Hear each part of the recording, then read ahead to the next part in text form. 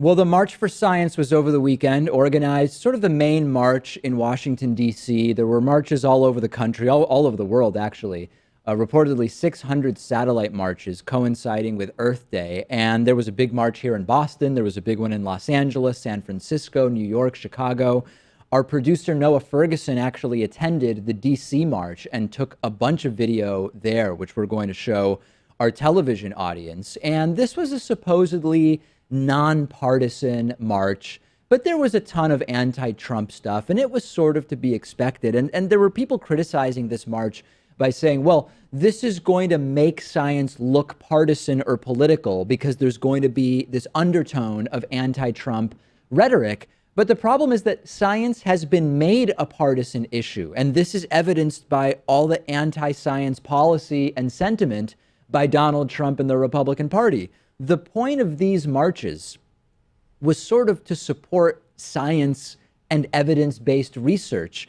And the context is you have an administration in the Trump White House that's cutting budgets to science agencies, removing climate change data, telling NASA that they can no longer do climate research. The list goes on.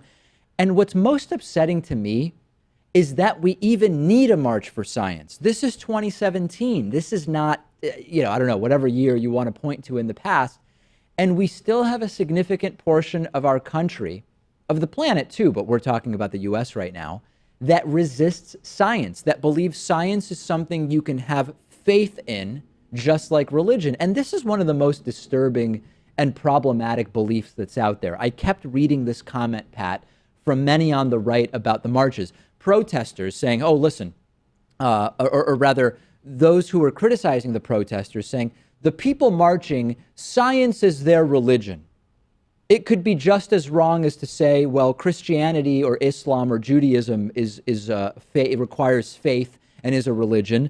Science is their religion and they have faith in science. This needs to be called out, and everybody who's watching or listening to this needs to know how to react to that. Faith in science is a fundamentally bogus criticism.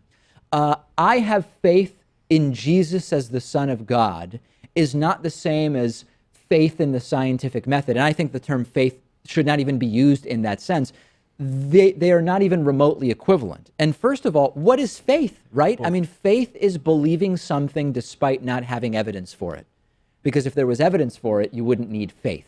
There is nothing in science and the scientific method that is like faith. It's the opposite. Science has this process, Pat, of checks and balances, whereas faith doesn't. Scientific assertions are all tentatively true based on the evidence we have until the built-in corrective mechanism of science points in another direction. When's the last time, Pat, that you heard someone say, I have faith that Jesus is the Son of God and was born to a virgin, but that's a tentative belief until something comes along and points in another direction. And the whole idea behind religion is that it's static and unchanging. How the holy books were written centuries and millennia ago are the same as they are now. That's right. The Word of God is perfect and irrevocable and unchanging. And if you go to your clergy and you say, hey, you know what? I'm doubting my belief in God. What do they point to? They tell you to study the Bible. This is what's called a closed loop of belief. There's no external check or balance. Scientific assertions are not only completely open in terms of how they have to fit in with everything else we know about the world, debunking or correcting scientific assertions is not only possible, but it's welcome. When you have someone in the scientific community correct a previously held assertion, the more important that previous assertion was, the more notoriety that goes to the people who correct the assertion. That's the opposite. Who's out there in the religious community trying to figure out a more accurate version of Noah's Ark? Right, and scientific facts are true whether or not you believe in them or agree with them. Right. And it's not like this was a protest about abortion rights or gay rights, or the Second Amendment, where there's two sides to the argument. You can have a legitimate debate. I mean, this is going on now. We need to be pushing back against the idea that science is a system of faith, just like religious beliefs, because they have nothing in common. We shouldn't even need something like the March for Science, but we need it.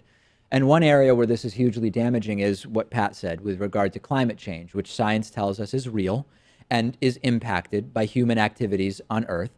Donald Trump talked about Earth Day, which coincided with the March for Science, didn't even mention climate change, period. I mean, even George Bush mentioned climate change. Quote from Trump, "This is April 22nd as we observe Earth Day.